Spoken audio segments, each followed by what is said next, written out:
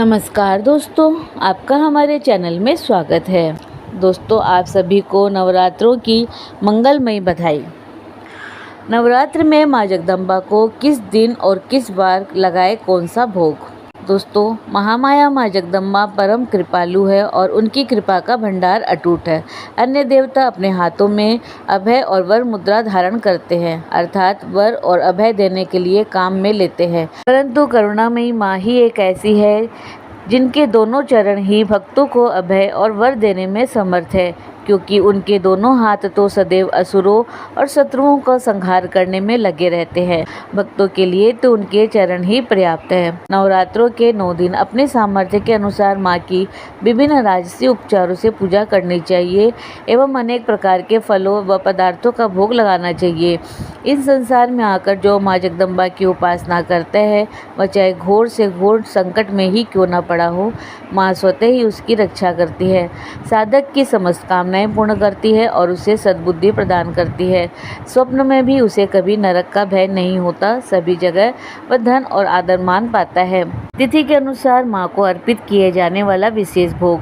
श्रीमद् देवी भागवत पुराण में माँ जगदम्बा को प्रसन्न करने के लिए देवी पक्ष में प्रतिदिन माँ के अलग अलग भोग बताए गए हैं और उन्हें दान करने का निर्देश है।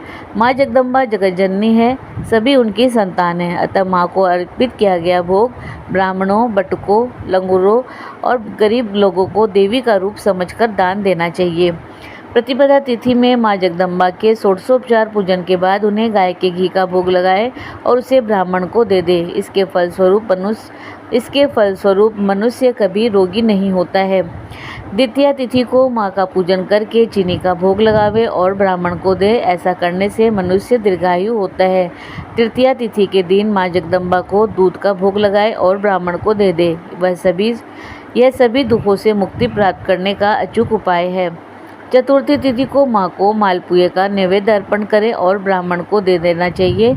इस दान से जीवन की सारी विघ्न बाधाएं दूर हो जाती है। पंचमी तिथि को माँ की पूजा के बाद केला अर्पण करें और यह प्रसाद ब्राह्मण को दे दे। ऐसा करने से मनुष्य का बुद्धि कौशल बढ़ता है। षष्ठी तिथि के दिन माँ के भोग में मधु यानी कि शहद का महत्व है, अतः मधु का भोग अर्पण करके उसे ब्राह्मण को देने से मनुष्य को सुंदर रूप की प्राप्ति होती है। सप्तमी तिथि के दिन जगदम्बा को गुड़ अर्पण कर ब्राह्मण को दे देना चाहिए। ऐसा करने से मनुष्य के सारे शोक दूर हो जाते हैं। अष्टमी तिथि के दिन भगवती को नारियल का भोग लगाकर ब्राह्मण को दान करना चाहिए।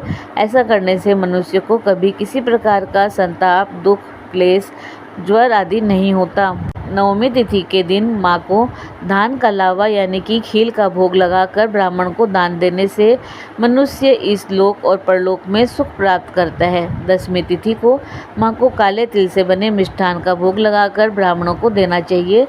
ऐसा करने से मनुष्य को यमलोक का भय नहीं रहता। एकादशी तिथि को भगवती को दही का भोग लगाकर ब्राह्मण को दे देना चाहिए, इससे माँ की कृपा प्राप्त होती है। द्वादशी को माँ को चिड़वे का भोग लगाकर ब्राह्मण को देने से माँ अपना कृपा हस्त सदैव साधक के ऊपर रखती है।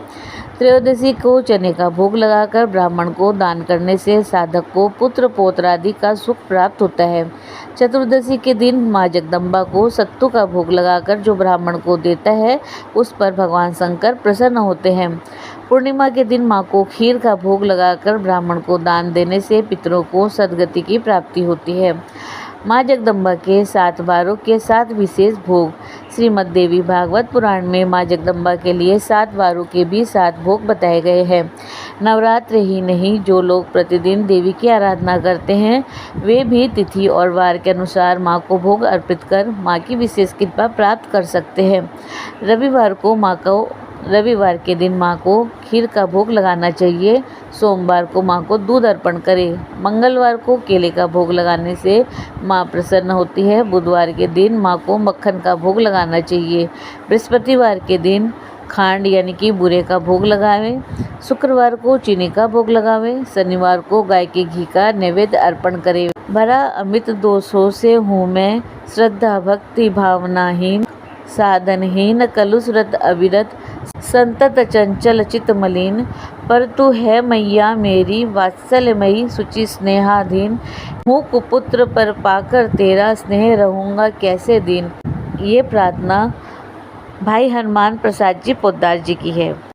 दोस्तों, अगर आपको वीडियो पसंद आए तो जय माँ दुर्गा कमेंट बॉक्स में अवश्य लिखें और इसी प्रकार रोचक जानकारी के लिए आप हमारे चैनल को लाइक शेयर व सब्सक्राइब करें।